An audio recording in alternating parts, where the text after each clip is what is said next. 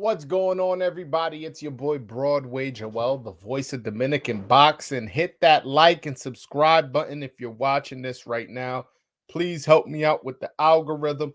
Let people know this is a channel they should be watching by just hitting that like and subscribe button. Big news today. One of my personal favorite fighters is Elvis Rodriguez, and today I was the one who broke the news. uh he will be coming back January 28th on the Jermell Charlo versus Tim Tszyu undercard. He will be fighting Puerto Rican slash Pennsylvania native Joseph Adorno. I'm very excited for this fight. Joseph Adorno, I don't see that he's ranked in the IBF rankings, but he does have an IBF regional belt. So I'm assuming if, you know, Elvis beats him, he'll be ranked in the IBF. Joseph Adorno is a guy who just he's been active this year. And to be honest, it's been quite the opposite for Elvis Rodriguez. Elvis Rodriguez only fought once last year. That was in March. He had a bit of a visa issue in the middle of the year. He got that sorted out. They tried to get him on the card late in the year. One thing led to another. He couldn't get on the card, but he is now on the card this January 28th against Elvis Rodriguez. I mean, against Joseph Adorno. Excuse me. That I'm excited, man. A lot of people hit me up. The two people hit me. A lot of people want to know about, more so Edwin de los Santos, the fighter that most people are asking me about as far as when is he next gonna fight. But after that is Elvis. A lot of people ask me about Elvis, man, and I'm glad he's coming back.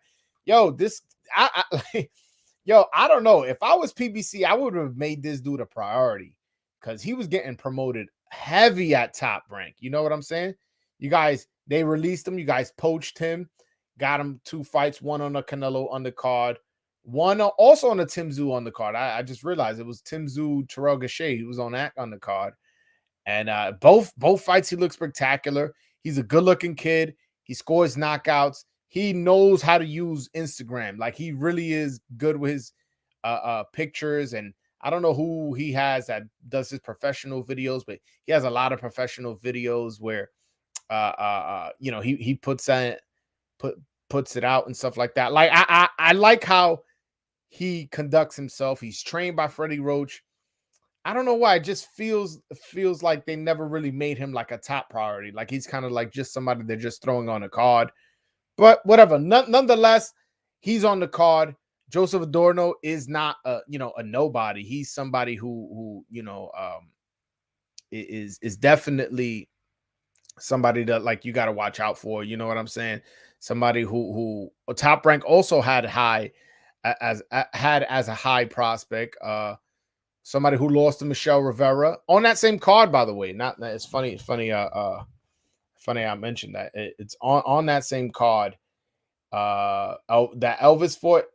Adorno was there on that fight, and he had lost his fight. Shout out to everybody in the chat. Matter of fact, in case anybody wants to call in, let me do that now. In case anybody wants to call in, ask a question, or if you just want to call in and chat, man, please do. I could use the company. I'm excited. Again, y'all know, if y'all watch this channel, y'all know that I'm a big Elvis Rodriguez fan.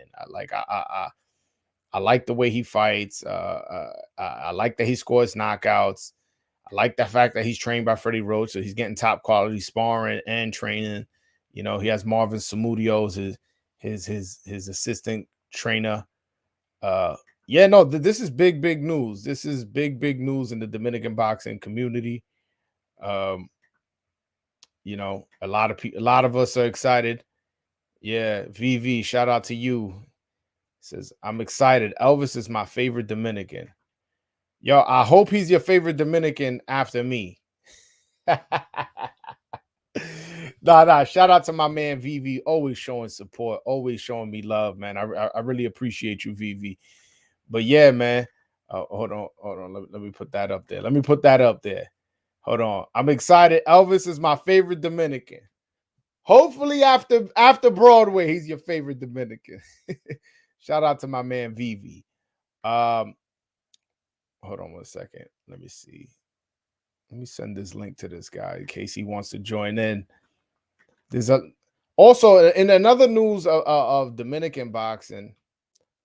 Uh, um, uh, Eric Mini Pac-Man Rosa lost his purse bid to Knockout Freshmart. So he will be having to go to Thailand to fight for the WBA strawweight championship. It's unfortunate. The Dominican government was actually, from what I heard, what I heard, the Dominican government was really going to push for that fight to either be in America or or in DR, and they were going to, bid big, but they didn't bid as much as I thought they were gonna, and they lost the purse bid. It's unfortunate, but hey, that's just the way it goes. You know how it is for us Dominicans. Sometimes we got to earn it the hard way. And although Mini Pac-Man Rosa is not, a big puncher, man, anything can happen in boxing. Let's hope he cuts this guy or knocks him out cold. Who knows? Let's hope. But Mini Pac-Man will be having to go to Thailand to challenge for the WBA strawweight championship against Knockout CB Freshmart. Also, this weekend, come on, man. Y'all know I got to talk about this weekend. Michelle La Salsa Lee Rivera is going to fight Frank Martin. These are two undefeated fighters in their 20s. Michelle Rivera is actually the underdog in this fight. Can you believe that? Like, I'll be honest with you, and maybe I'm biased. Maybe it is. Maybe it is that I'm biased, but I don't see this as a 50-50 fight. I don't. I'm sorry. I see this. I feel like Michelle Rivera really gonna make a statement. Like, yo, really? What the hell is it? I got one hair and it keeps like going in my eye, man. What the hell? My bad. Anyways, the thing is with Frank, to me, he just looks.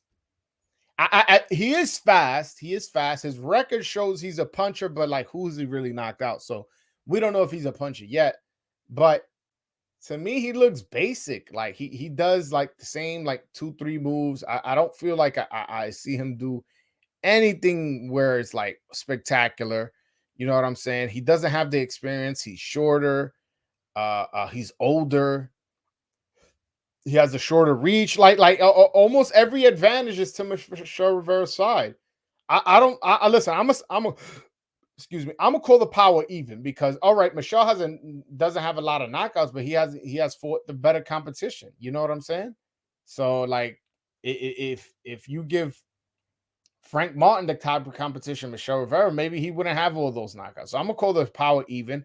I'm gonna give the speed advantage to Frank. Frank does seem faster, at least on TV. Maybe I'm gonna be at the fight. I'm gonna be in person, so I'll give you guys a live report as to who's faster when I'm at the fight. But yeah, I don't know, and I just think Rivera got more wrinkles in his game. He can get defensive when he needs to. He can use his jab when he needs to. He uses a nice left hook. You know what I'm saying? He goes to the body. He doesn't ignore the body. He's not just a headhunter. Yeah, and he's dedicated, man. He's a dedicated guy, man. Like, yo, this guy lived for 2 years in a gym. Lived for 2 years before when he first moved to this country before he got his own apartment, right? And now this is, for lack of a better term, the biggest fight of his career. You know what I'm saying? This is the biggest fight of his career. And he moved back into the gym, living in the gym again. That's that type of sacrifice that you giving yourself because you know that you want to give it your all. You willing to pay the price to be great. You're willing to pay the price to be to make a statement. It's just like when I hear stuff like that, and to be honest, I don't know what Rivera, Martin is doing. Although I did hear him in an interview saying he's in an Airbnb with Errol and they doing the sprints together and they eating the same thing. And yeah, that's cool. But you not Errol. You know what I'm saying? You can eat the same thing. He ate, but you can run with him, but you not him. So I got Michelle. Plus, I know Michelle been sparring Edwin De Los Santos to get ready for this fight. And Edwin De Los Santos, I know a lot of you guys know him for just the power, man. The guy can box too. The guy got fast feet, fast hands. So that's top quality sparring. Also sparring another undefeated Dominican named Eridson Garcia. You guys may not be up on him, but he's a really good fighter. He sparred uh, uh, Regis Prograis to get ready for Jose Cepeda. So this is a guy who has a lot of experience. Yeah. Hold on. Let me scroll up because I saw a couple things while I was talking. Joel, people are saying that Frank Martin is going to beat Michel Rivera because Michel Rivera doesn't know how to fight backwards, that he replayed too much on throwing jabs and not enough combinations. I don't know what they're talking about. I do agree that he does like to be on the front foot. He likes to come forward, but so does Frank Martin. Frank Martin seems a little bit more comfortable fighting forward. And the good thing about Michel Rivera, you could say, oh, he doesn't know how to fight backwards, and you know that Frank Martin has to get in the inside and do all this. But it's like Michel Rivera does a really good job of coming forward, but controlling the distance. Where, all right, yeah, I'm coming forward, but we still fighting at the distance I want because I have the reach advantage and I'm the boss here. And you know what I'm saying? And he has respectable power. I'm not saying he's a big puncher, but he has respectable power where, you know, Frank Martin's actually going to walk him down and start pounding him out. It's like, nah, bro, that's not how it's going to go down. So I don't see that fight. Again, I see Michel Rivera dominating, and I'm picking stoppage, but not because I think Michel's this big puncher. I just think he's going to outclass Frank, and the referee or the doctor or his trainer is just gonna be like, bro, you lost 9 rounds in a row. You're getting the shit beat out of you. What's the point? You're not gonna beat this guy. I think that's how the fight goes. You know, he stops him in the 10th or in the 11th. But who knows? Who knows? I wouldn't be surprised for a decision either. I wouldn't be surprised. You know, Frank, this is the biggest fight of his career. So and he showed he really gutted out a win against Jackson Mariñez. You know, where I think that he didn't necessarily prove he was better than Jackson Mariñez. He just proved he had more heart. And to be fair, you know, Jackson Mariñez did take that fight on 9 days' notice. So things might have been different had he had a full well, I don't even say might have. Things would have been different had he had a full training camp as opposed to 9 days' notice. So yeah. Also, Edwin de los Santos, my man, is on Instagram, really calling out my man Shakur Stevenson. He's out here on his head trying to get the fight. So I definitely respect him trying to get the fight, making videos and memes and all that. So shout out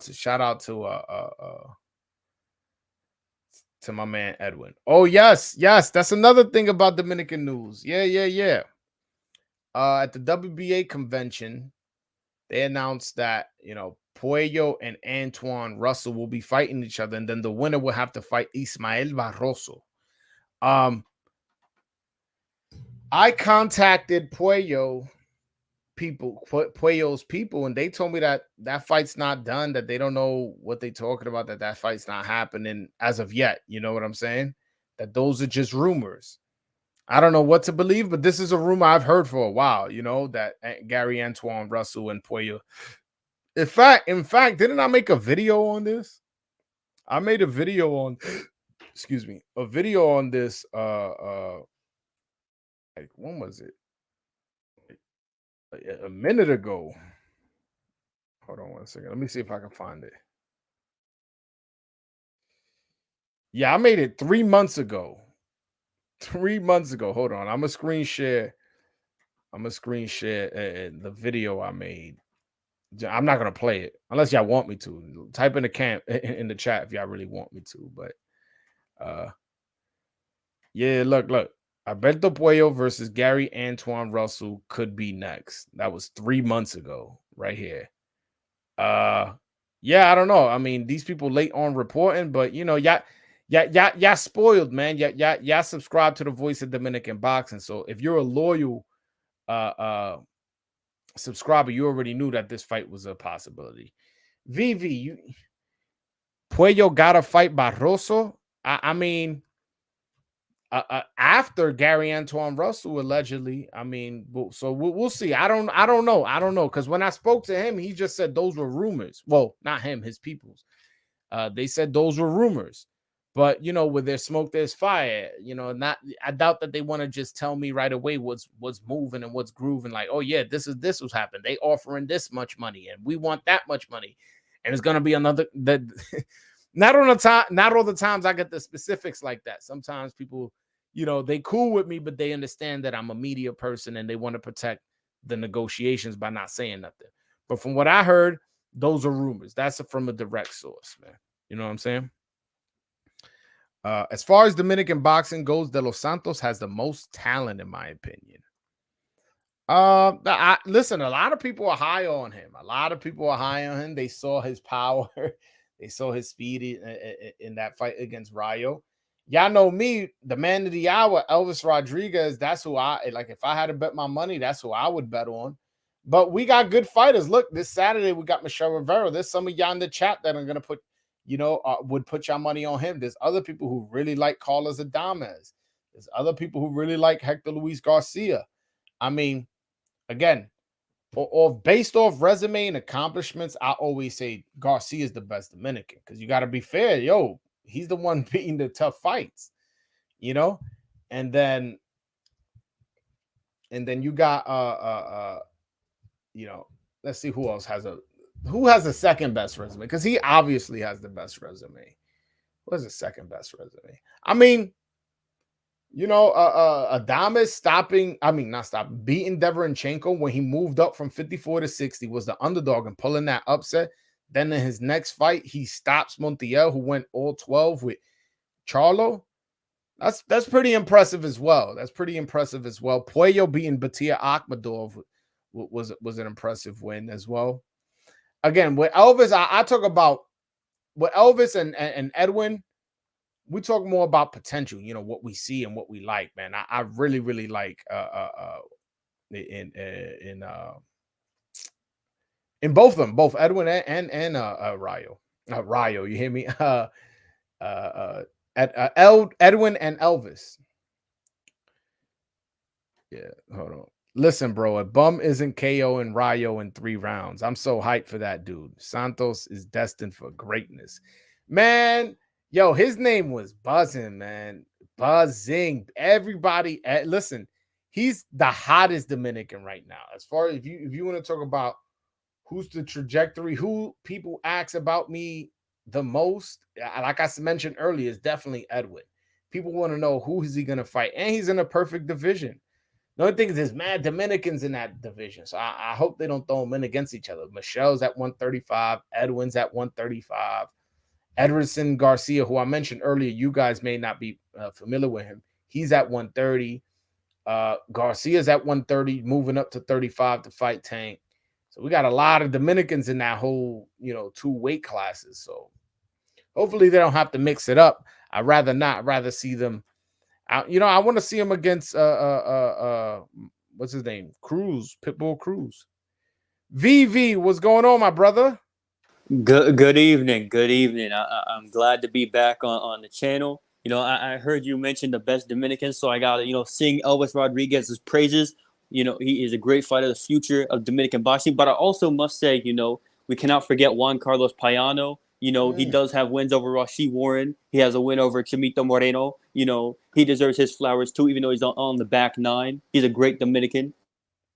I agree. Payano, definitely, he was an Olympian as well. And if you watch Chris Colbert's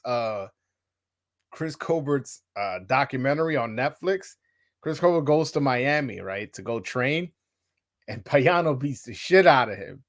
And they interview him, Colbert, after. He's like, no, he got me. And it's pretty funny, like seeing Payano trying to give him advice afterwards, and Chris Colbert kind of not being receptive to it.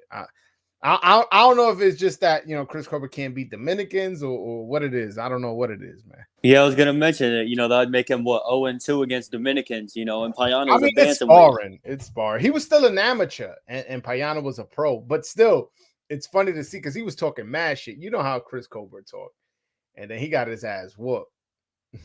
Yeah, no, that's pretty funny. I haven't seen it. I don't watch Chris Colbert content because it's still fuck Chris Colbert. I don't know if I'm allowed to say this on here, but that is my own views. But that's pretty funny. I've never heard that story.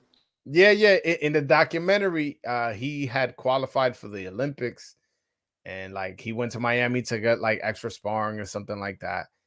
And they ain't show the spar. They showed like clips of the sparring session, and then they show him afterwards, like kind of like a little swelled up a little bit, and he was like, "He got me today. He got me. He got me."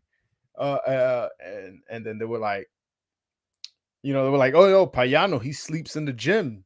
Like he was like, "Oh, I'll never do that." And then the dude who he was talking to, he's like, "Yeah, and that's why you'll never be champion." I Or mean, they're something not like that. wrong. They're not wrong. I mean, I've heard stuff like that about Cobra for a while. Like even in the amateurs, there'd be certain things. He wouldn't want to go see Ruben Villa or Shakur, so he wouldn't go to tournaments. I don't think Cobra got that dog in him, and he proved that against your countryman Hector Garcia. Yeah, Garcia definitely took his manhood. Had him running the last 3 rounds, 2 rounds, whatever. I don't remember exactly. It definitely looked crazy because all that shit he was talking at the press conference. He said, "Yeah, I'm gonna juggle him." Cause what's his name? Garcia was like, "Man, this dude acting like a." He goes, "I didn't know we was in the circus. This dude acting like a clown." He goes, "Yeah, I'm a clown, and when we get in the ring, I'm gonna be juggling you." He started juggling the microphone.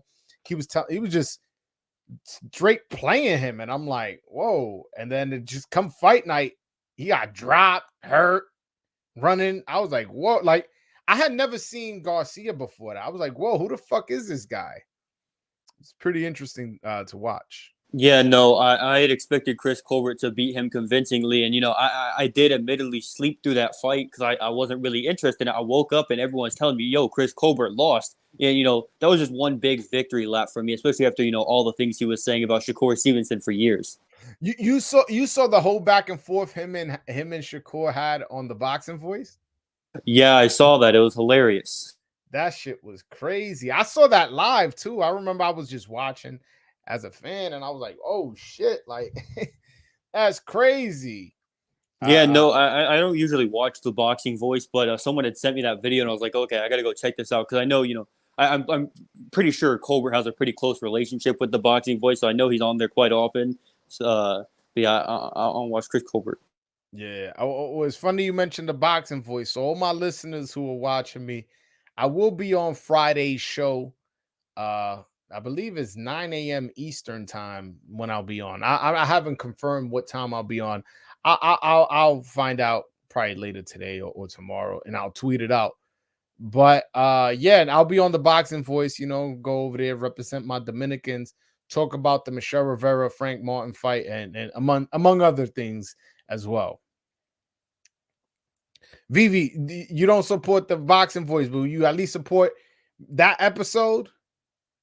Yeah, I'll check it out. I'll give it a like. I mean, listen, it's not even the boxing voice specifically, even though I'm not a big fan of the content on that account. I just don't watch a lot of YouTube boxing content in general. There's only a handful of channels that I watch. I got you. I got you. I'm glad I'm one of them. I'm glad I'm one of the channels. Yeah, it's pretty much people that I interact with on Twitter. I got you. What do you think of the fight with Elvis Rodriguez and Chris Colbert? What's your opinion on that fight? Uh, I I mean, Elvis Rodriguez, Joseph Adorno. My bad. I said Chris yeah, Colbert. I knew what you meant. Yeah, that motherfucker would die if that fight happened. Hey, I'd be down to see it. I think it's a good fight for Elvis. I don't think it'll be competitive at all. I think Elvis will be the first person to stop him. I think he because I was pretty unimpressed with Adorno in that Rivera fight. Rivera only had one arm, and he was unable to really mount any offense against the Rivera. And I think with that many limitations, because those were also evident in the Jermaine Ortiz fight. Even though I did feel he won that fight. Against Elvis Rodriguez, that's a completely different game. He has such a vast arsenal. He can just break you down anyway. Adorno might genuinely leave bloodied up. Might have to quit on the stool or something like that. That Rican chin. I predict Elvis Rodriguez by knockout. Remind me again, in the Jermaine Ortiz fight, was it him or was it Ortiz who gassed out? It was one of them who gassed out. I just don't remember which one. I think what happened. I believe like he got dropped twice, or like Jermaine got dropped twice, or something crazy like that. So it was a draw. No, but I remember that one of them had got gassed out, and the last like 2, 3 rounds was just kind of holding and trying to survive. If I'm not But yeah, mistaken. no, that's why I didn't think Ortiz would last rounds with Lomachenko. Man, I was suspect on his Oh, it gas was tank. Ortiz. It was Ortiz that gassed out. Yo, Ortiz was a suspect gas tank, man. Okay. I got you. No, yeah, because I remember one of them gassing out. But yeah, one thing I will say is Adorno has had trouble making weight, and he moved up to 140. Not, and I don't think he's really a 140. I just think he's a lazy guy who doesn't want to make 135.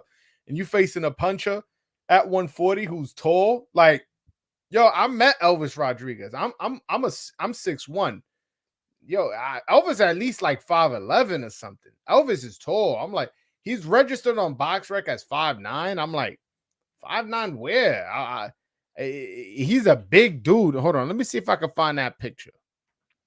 Cause like I was shocked how tall he is. Yeah, I think he'll be fine in terms of like going rounds with Elvis if he even lasts that long, because he was starting to mount some offense in that Jermaine Ortiz fight, and I do remember like he did drop Ortiz twice, and again I thought he won that fight. So I think if he is able to survive a few rounds, it's not gonna be an issue of like, oh, he gasses out, or oh, he's tired really, like, but he's just gonna get knocked out like 5 rounds anyway. Yeah, you think 5 rounds is all he lasts? Man, I don't see him lasting long with Elvis, especially at 140. That's a different Shark Tank. Yeah, nah. And Elvis can crack, man. Like that's one thing that like I know a lot of people are down on him because he lost to Kenneth Sims, who I think is a good fighter, and I don't think there's any shame in losing to him. But one thing you can't take away is his power. And if you look at his last 2 fights, man, he's looked nothing but explosive. So I'm like, why are we giving this man such a hard time for taking one loss and then coming back and then knocking out an undefeated Olympian, then following it up with knocking out another guy? I forget the guy's name, some Argentinian guy. Yeah. I don't remember his name, but I know who you're talking about. I just think people have been overly critical of Elvis Rodriguez his entire career. When he won Prospect of the Year in 2020, because I believe he did it. He might have been Berlanga. Yeah, they gave it a Berlanga. They robbed him, but that's just the politics of being Dominican in boxing, man. Yeah, though he probably should have been Prospect of the Year in hindsight. He was running through guys, looking great, but they said, oh, he needs to step up. Oh, he steps up against Veron. He stepped up against Kenny Sims. Goes the distance. He loses the Sims. Oh, he's trash. He wasn't what he made out of to be. Yeah, and then which considering everything behind the scenes before that fight, it makes sense why he did lose. And now people are just completely they don't even mention him. Top Rank I have not seen a single post from like Top Rank ESPN like about him since they dropped him. It's extremely disrespectful in my opinion. Yeah, I mean, to be fair to Top Rank, he hasn't really done nothing. I mean, to ESPN, he hasn't really done nothing for them to cover him. Like, so I understand it, but 2023, I feel like he's gonna make a statement. He's gonna knock this dude Adorno out, and then that's in January. This fight, January 28th. Hopefully, he can get another fight in March or April, and then another fight sometime in September or October. I want him busy. I want him to fight 3-4 times this year. But I'm not sure that Showtime has the time, the slots, the fight slots to give him. But I definitely want him busy. I want him busy, and I want him ranked, man. The fact that he's not ranked in any of the sanctioning bodies, I think is a bit disappointing. I agree Not with that. He needs to be busy. He needs to get ranked. Because listen, I'm gonna be honest with you. I think boxing's trying to sweep him under the rug and try to act like he doesn't exist. So he needs activity. He needs to get these explosive knockouts. The one that I predict he will get against Adorno. He needs to get out there. Every 3 months, 4 months, and do the same thing. Force boxing to recognize you. Force them to say your name. Because I think they've been trying to erase him, and that's very disrespectful to a great talent. No, listen. I'm with you. Which is why, sometimes I bring him up. Even well, not sometimes. Every time I bring him up he's not even in the radar. Today I'm bringing him up, and he's a topic of discussion because obviously I was the one who broke the news that he's coming coming in to fight Adorno. But I always tried to keep his name in the mix because I felt like when he was on ESPN, he was fighting every 3-4 months, and he was being active and he was knocking dudes out, knocking dudes out, knocking dudes out. Took a little step up against Verone. Struggled a little bit, got the decision, and then lost to Kenneth Sims, unfortunately. And by the way, that Kenneth Sims fight was a close fight. It was actually a majority decision. If you watch the fight, that's pretty much how I see it as well. It was like a close fight that, you could make a case for a draw, make a case for, it was an 8-rounder, so you can make a case it was 5-3 Kenny. But yeah, I find it ridiculous. He didn't get dropped or knocked out. And people make such a huge deal about him taking an L to Kenneth Sims, who, again, like I said, is a good fighter. And even just comparing his performances before and after, he looks much more rejuvenated. That performance, he looked flat. He wasn't really making any adjustments. You could kind of tell it was like a mental thing, like something was going on, But I don't think one fight should define a person, especially, since, I don't see that rematch happening. I don't think it's Elvis's fault. Like he's moved on. He knocked out an Olympian. He's got 2 knockouts since. Give him his flowers. A lot of people don't come back from something like that. Yeah, like Robesi Ramirez took a L. It's like I don't understand. Like what this everybody thinks that everybody's Floyd Mayweather. Not everybody's Floyd Mayweather. You're gonna take some people take L's on the way up. You know what I'm saying? Henry Armstrong, one of the greatest fighters of all time, lost his pro debut. Bernard Hopkins, one of the greatest of all time, lost his pro debut. It's like, yo, we can't be so tough on these guys, man, for taking one loss, especially when it's to a good fighter. Now, if you're telling me he lost to fucking, John Molina or some shit like that, then I'm like, I can understand why you're being so critical. But and not even because John Molina is not that bad. What I'm saying, John Molina right now, like right now where he is in his career, if he was to beat Elvis, then you could be like, damn, you lost to somebody who's on the back end of their career. But he lost to Kenneth Sims. The guy was like, what, 25, 26 at the time, and had a good record, had a lot of experience, had a lot more fights than him, and got the W in a close fight. Like people being so overcritical. But I'm glad he's coming back, and I'm glad it's against Adorno. That's a good and I wouldn't even call it a showcase fight because I feel like Adorno's not going in there as an opponent. Adorno's going in there to win. Yeah, I'd agree with that. I think, on paper, this is a pretty big step up from his last 2 fights, Elvis Rodriguez, that is. So I don't think it's just like, Adorno's going there to get ran over, but I do predict that will happen. Yeah, no, I'll see that, and that's exactly what I was trying to say. I don't think this is an easy fight in terms of he's taking on some fucking bum who doesn't even deserve to be in a ring with him. But I do think he knocks him out, and I do think he knocks him out in impressive fashion because that's just what Elvis does, man. If you, again, look at his last 2 fights, specifically, and everybody wants to point to the fight with the Olympian because obviously that was on the Canelo card, and he was an undefeated Olympian, so you kind of want to give him more credit for that. Man, that last fight against that Argentine dude, he looked so sharp, man. He was just every uppercut and right hook he was hitting them with was landing. It was just beautiful work. It was absolutely amazing. Oh shit, my man Lefty's in the chat. Lefty, hop on, bro. Hit that link. I remember you told me you wanted to come on the show, man. Hop on. The link is pinned to the top of the chat. That's my man Lefty from Chicken Talk. Everybody go subscribe to his channel. He has I'm gonna say he has the best Twitter account in terms of spaces. He does Twitter spaces. He posts horrific food that he eats on his timeline. So I will criticize his Twitter off that. But he hosts a lot of spaces that's called Chicken Talk. He has on a lot of fighters where you can ask your own questions. The fans can ask their own question. And now he started up a YouTube page where he's uploading those audio clips to that channel, Chicken Talk, spelt right there. And yeah, he just recently had Tank and went pretty viral, the interview. So if you guys want to go check that out, please go hit that subscribe button and on Chicken Talk. Shout out to my man Lefty. Yes, voted by Boxing Twitter's very own as the 2021 account of the year. There you go. There you go. See, so it's not just me. Shout out to my man Lefty. Just watched the fight. Adorno gassed out bad. All right, so it was Adorno who gassed out. I remember Adorno coming on late, like, really piecing up Ortiz. I might have to rewatch that. Yeah, I don't remember. I remember one of them gassing out like bad, and like they were holding and all that. I'm hoping it was. Adorno, because that lets me know what's his name. Elvis got somebody he's gonna gas out on him. He could get him out of there. He says, Lefty says he's cooking, but he's listening. All right, man. So everybody, please pray for Lefty. He says he's cooking. I've seen what he eats. It's horrible, terrible food. He posts his pictures of his disgusting food that he eats. So everybody, please go pray for my man Lefty.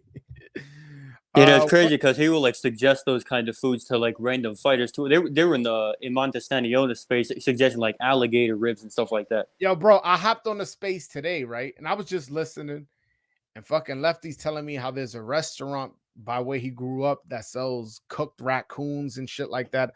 I had to hop out, man. I had to hop out. He was saying that's wild. Yeah, he said he's never eaten squirrel, but he'll try it. Like, it was just wild shit. Like, yo, a squirrel to me is basically a fucking rat. Aren't they in the rodent family? I don't know, man. I'm good. I'm good on that, Left. I'm good on that. You saying, ¿cuándo pelea Rodríguez? Pelea enero 28 en la cartelera de Tim Tszyu contra Jermell Charlo. Do you think Pueyo will beat Gary? Listen, if Pueyo had more power, I would be saying it with my chest. Hell yeah, hell yeah. That's the only thing that worries me about Pueyo in that fight. I don't think he bangs hard enough to keep Gary off of him. But I will say this: Gary is severely overrated, like grossly overrated. Because he beat Boots in the amateur, mate. Yeah, but you know, like. It's crazy. I hear you. Yeah, it's like anybody could beat anybody in the amateurs. You get what I'm saying? Joet Gonzalez beat Tank twice in the amateurs. There you go. You think he could beat Tank twice in the pros? It's like, no. It's like fucking Porter beat Usyk in the amateurs. You see what I'm saying? It's like we got to add context, man. But again, Pueyo, I think he has a good style. I think he can definitely land clean on Gary, and he can move and use his legs. I'm not so sure he can do it for all 12 rounds, keep him off of him. I definitely don't think he gets knocked out. And I definitely do think he can stun Gary at times. Can he knock him out? Can he drop him? I don't know. But I do think that Pueyo's left uppercut is a very sneaky weapon where people are just like, oh, this guy's just dancing, this guy's just moving, then it's just boom. So hopefully he could catch him coming in, because Gary Russell is somebody who runs into the power, is somebody who's not that easy to miss. And again, he's listed, I believe, at 5'10", and he does not look that tall. Looks like he has short arms, looks like he's short in stature. But I mean, hey, if that fight happens, I think it's a 50-50 fight. I think it's a 50-50 fight. Put it like that. I think it's a 50-50 fight too. The other day when I saw the post about it, I flipped a coin for who I'm going to be picking to win, and it landed on Pueyo because I wasn't too sure. I thought Pueyo was pretty uninspiring against Akhmedov. I thought he lost that fight, but it was a good fight. Not to discredit him. And I thought Rancis Barthélemy was giving a boxing lesson to Gary Antoine Russell when they fought before the gift stoppage, frankly. So I was like, okay, I'm looking at these two uninspiring performances, flip a coin, and it landed on Pueyo. I was picking Pueyo anyway, but that's my pick off a coin flip. Hey man, again, it is that type of fight. Again, I just wish he could bang a little bit harder. But one thing I will say is Pueyo's a big guy. Like when I met him in person, like he's big. I thought he looked like a welterweight size, and so he, like he's gonna be in there having the size and reach advantage and height advantage, and I like his chances. I like his chances. It's a 50-50 fight. I'm not too sure how much he'll need that though, because I think especially when Russell does get inside, and I do think he will. It's gonna be those short shots, that uppercut that you mentioned, that left hook. Because Russell likes to throw a lot of wide shots. Those shorter shots that Pueyo throws, and quite frankly lands often. I think will be the deciding factor in the fight. No, and again, he rushes into the power. So even though Pueyo's not a big puncher, you rushing in on somebody like that, and he catches you with an uppercut that you don't see, you may just end up creating more power for that punch than it originally has. So as opposed to you working your way in. Rod, I will be on the Boxing Voice this Friday. Again, I believe at 9 a.m. Eastern, 6 a.m. Pacific. But again, I don't have a time, but somewhere around that time, maybe 9 a.m., 10 a.m. Eastern, somewhere around that time. That's the next time I'll be in. Frank Abar says Pueyo is going to outbox Russell all night. Shout out to my man Frank. Antoine has defense issues. Yeah, I agree. I don't think that he's that defensively sound where he can keep Pueyo. He can just like walk through whatever Pueyo's bringing in. And again, I know Pueyo's not a puncher, but what I saw in that Akhmadov fight, where he was landing clean shots and uppercuts and stuff like that, lets me know he had some dog in him, because Akhmadov was pushing him back, landing vicious body shots. But Pueyo fought back. And he won the first or the 2-3 rounds pretty clear. Then started losing some rounds. And I thought, oh, here we go. Like he's about to, give the fight away. And then no, he started fighting back. And yeah, there was some swing rounds. Some people feel that Akhmadov won. Some people feel Pueyo won. But everybody's in agreement that this was a close fight. So, and that's actually a fight I wouldn't mind seeing again. I wouldn't mind seeing a rematch of that fight.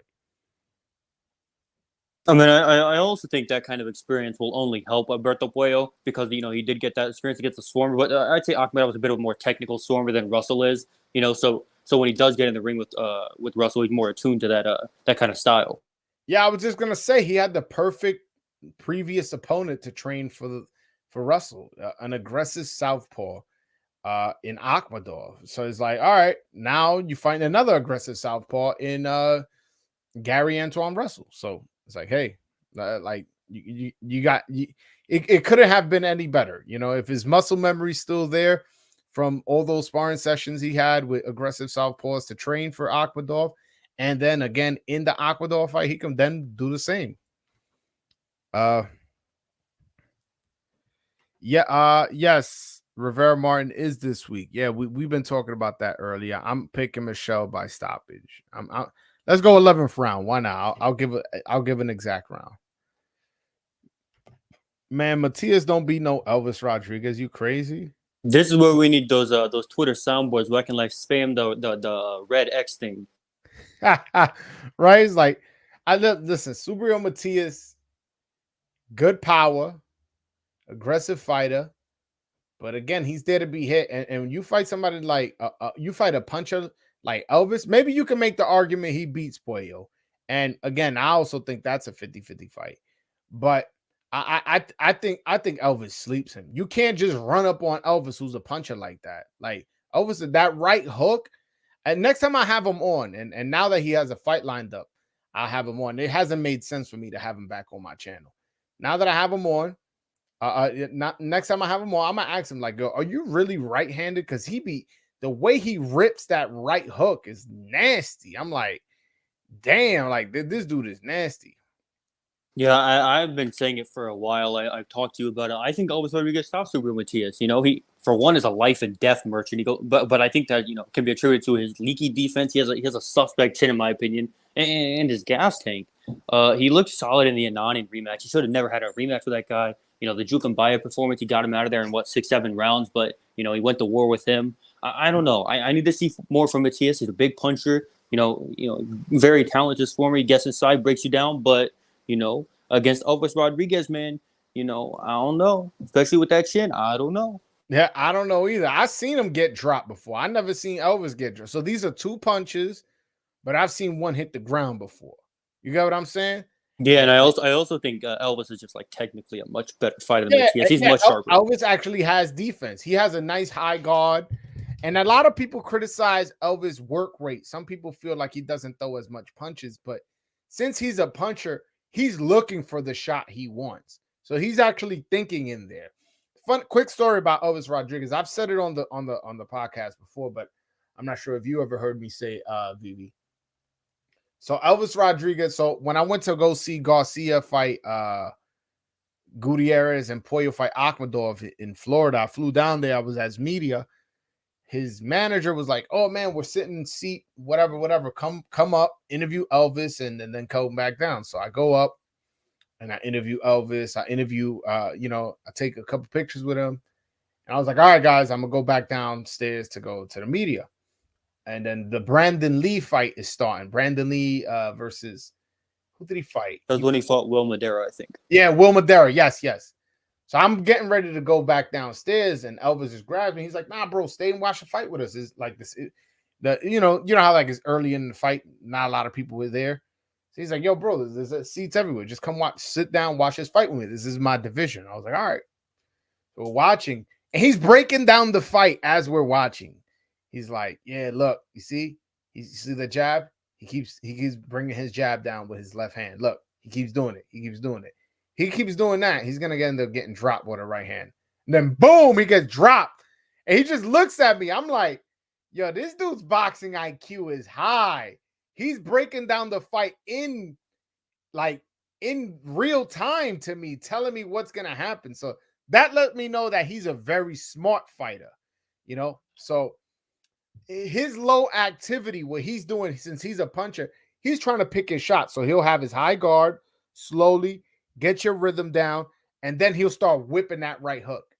And again, I think in the fight, circling back to the fight with Subriel Matias, the way I think it'll go, he'll come, get aggressive, try and throw punches at Elvis, and maybe he'll land some. And then eventually, Elvis going to start landing that right hook, that right uppercut, that right hook, that straight left hand, going to the body. And eventually, he'll start breaking him down. Yo, hold on. Karma. Shout out to Karma. Shout out to the voice of Dominican boxing with like 1,000 Dominican flags. Yo, I don't get much super chats, so me getting a $20 super chat from Karma, yo, shout out to you. I appreciate you, Queen.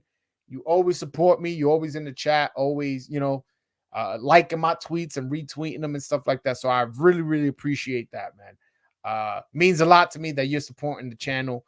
$20. Again, I barely get any super chat. So the fact that I'm getting $20, it's a great feeling. Thank you so much, Karma. It really, really means a lot to me. It really does.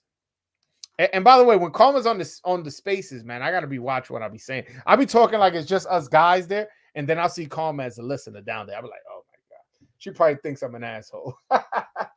Nah, but Karma, again, thank you so much. That was very sweet of you. I really, really appreciate that. Elvis Rodriguez brings the women out. Yo, for real, right? Yo, Karma, she heard me talking Elvis. She's like, hold on. If this is let me send him extra 20 if this is what he's talking about. Nah, yo, not for nothing. Yeah, the girls love Elvis, man. The girls, whatever. That's not the way I go, but the girls love Elvis. And I'm not saying Karma. I don't know if that's her type, but just in general, a lot of people, a lot of women tell me how that's their favorite fighter, and it's not because he scores knockouts. So. I hear you. Yeah, no, and that's another thing. Like I know we're just being silly with it, but yo, the guy scores knockouts and he's a good-looking kid. I don't know why he's not like being pushed more. That plays a big factor. You see like Ryan Garcia, Anthony Joshua. These very attractive fighters. They get like these magazines and these advertisements. They get this push, man. And Elvis Rodriguez, he's just like exciting on television too. A great fighter. He should be getting this push. You could put all these resources behind him. I just don't understand it. Me neither. It really baffles me. And honestly, when he signed with PBC, I was just like, uh-oh, they're about to really push the whole machine on him, because his first fight with them was on a Canelo undercard. Didn't he open it too? Yeah, he was the first fight on like on the pay-per-view undercard. He was the first fight on the pay-per-view undercard. I was like, oh shit, like they're really gonna put him in that machine where it's like we're really gonna push you to put put you in front of the people, so on and so forth. Then it was just kind of like, no, he's just another guy on the roster. That's kind of how it feels, and that's not how I see him. I don't see him as as like just another fighter. Again, one, because he scores knockouts, and two, because he was getting pushed hard on ESPN, and then three, he's a good looking kid. I don't know. I don't know. He's the best prospect they got. They need to be pushing him. I agree. Listen, I'm with you on that. Lefty's asking, when is Brandon Lee gonna have a step up fight? I don't know. He's taking a step down fight. I was at, it's funny. I'm gonna be at his last two fights, and that's without coincidence. I was at his last fight where he fought Will Madera on the Garcia Gutierrez undercard. He got dropped. He ended up winning the fight. To be fair, he showed some dog. He got dropped hard. I thought he was done. He got up, fell back on his butt. I was like, oh, that fight's over. But he ended up getting up, and he ended up surviving the fight and winning some rounds and won the fight fair and square. So shout out to him for that. But now, like, I don't even think he's having a fight. I don't even, let me check on BoxRec. Last time I checked on BoxRec, he doesn't even have an opponent.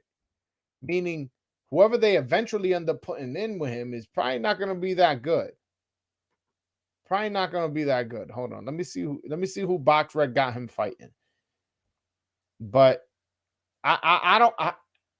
to be fair, also, Brandon Lee's like 22 or something like that. How old is Brandon Lee? Do you know off the top of your head, Vivi? I guess not. I don't. I'm checking. Yeah, I'm trying to find the. Yeah, he's 23, but he's also like he has like 25 fights. I thought the Will Madera fight was, it was one of those, like it was like it's how I look at Ryan Garcia versus Luke Campbell. Yeah, he got dropped hard, he got up, show recovery. He boxed well the rest of the fight. He won the fight convincingly. He dominated the rest of the fight. So I look at him like, oh, he's a better fighter from that experience. He's grown, and now he's fighting TBA. They need to step him up eventually. Like, you can't have him getting all this push from Showtime. I believe he's like one of the few prospects that Steven Espinoza personally has signed. And he's fighting a fucking supermarket cashier every month. How about him and Elvis after this? After Adorno, him and Elvis. Why not? Because he's one of Steven Espinoza's only prospects. He's not trying to get rid of him that easily.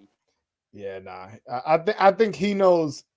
I think he knows what'll happen. That's the difference between a TV talent in Brandon Lee and a boxing star in Elvis Rodriguez.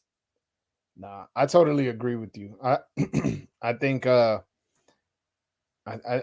think they if they make that fight, they want it to mean something like big in the future. They don't want it to be like something where it's like, oh, just the winner is going to take a big step back after the loser, is going to take a big step back afterwards. Like, again, look, he's taking a big step back now. He's taking a big step back now when just off getting dropped. Imagine if he takes a loss. Yeah, I think they could be much riskier with their matchmaking with him. I think, Antonio Moran would be a good fight. Moran might, beat him up, though. So I get it. Go fight some fucking 893rd ranked BoxRec fighter. How about this? How about Brandon, a step-up fight? You want to step him up? This may be too big of a jump, but I was saying, give him Kenneth Sims. Hey, Kenneth Sims would beat the hell out of him. Hold on. Let me see at 140 who he can fight. Let me see at 140 who he can fight. Because Lefty got me in my 140 bag right now.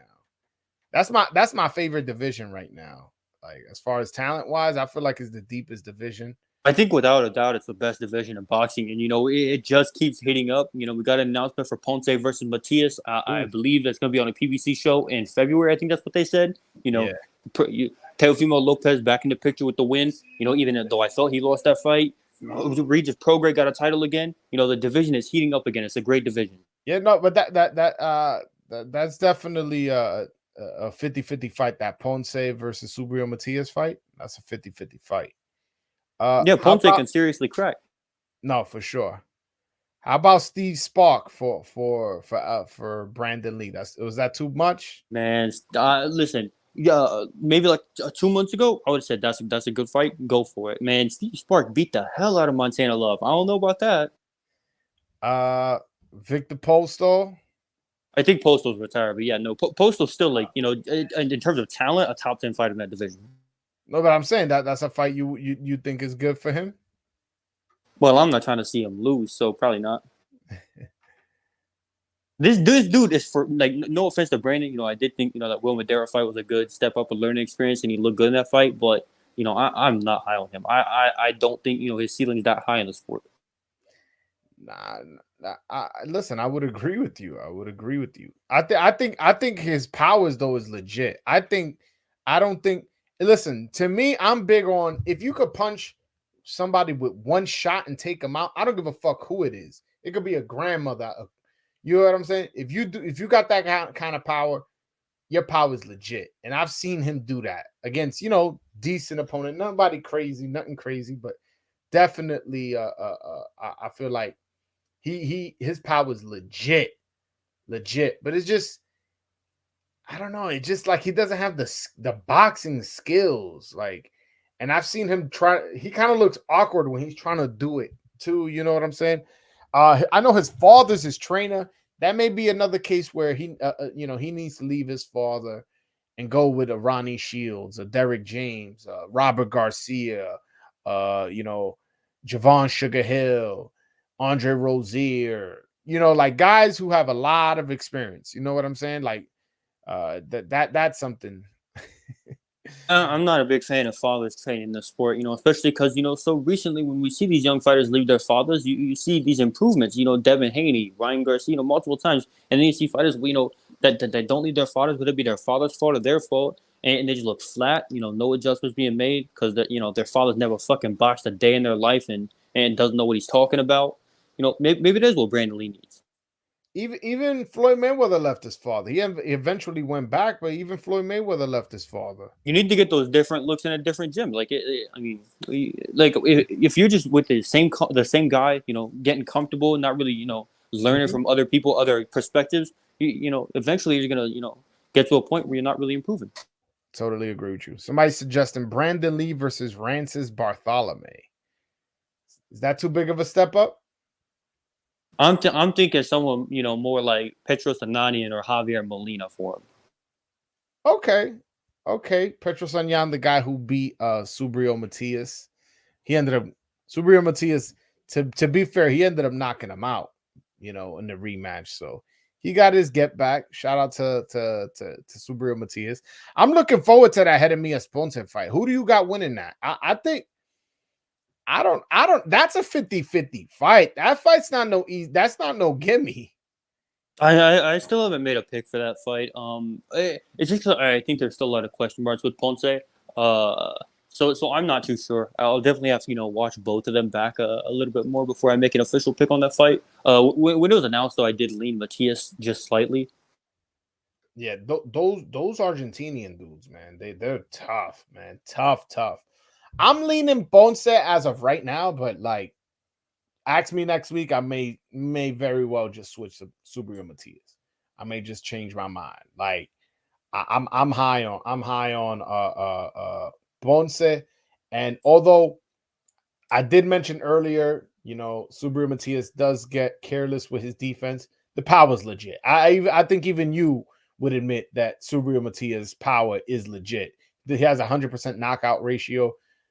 I guess maybe less than 100% if you count that loss. But point is, every win he has been by knockout. Like, Yeah, and he's just one of those guys. It's not only like he has bricks in his hands, but he is relentless with that pressure. And he just does not stop coming. He is immovable force. He just keeps coming, throwing those bricks. So it takes some serious dog and some serious durability to survive 12 rounds with him.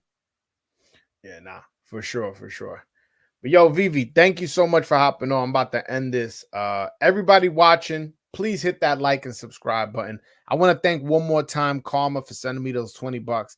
Really appreciate that. That was very nice of you. I really, really do.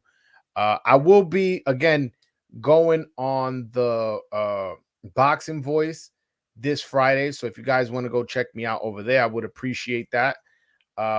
Also, what else? I'm gonna be out in Vegas. I fly out tomorrow. Actually, I'm gonna fly out tomorrow to Vegas. I'm gonna be giving you guys exclusive interviews from the gym.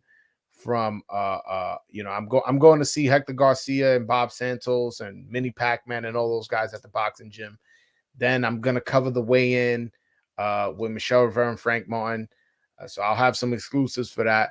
I'm gonna go to the fight, and I'm gonna have exclusive interviews from both Michelle Rivera and Frank Martin afterwards. So definitely stay tuned. I will be feeding you guys some good content. So everybody, please hit that like and subscribe button. I really do appreciate that. The numbers definitely do help me out with the algorithm, and it helps grow my channel. Vivi, you want to shout anything out? I don't have anything to shout out, but I am glad to be a recurring VIP guest on the Broadway Joel channel. It did help me stay awake because it is 8 o'clock, a little bit too early. But yeah, recurring VIP guest. It was great speaking to you. Make sure everyone likes and subscribes. Help the channel. Yeah, no, it was fun. Nah, for sure. All right, before I go, I actually do thank you. Shout out to Juan who's in the chat for reminding me. I do want to promote my I have a Dominican boxing group on Facebook.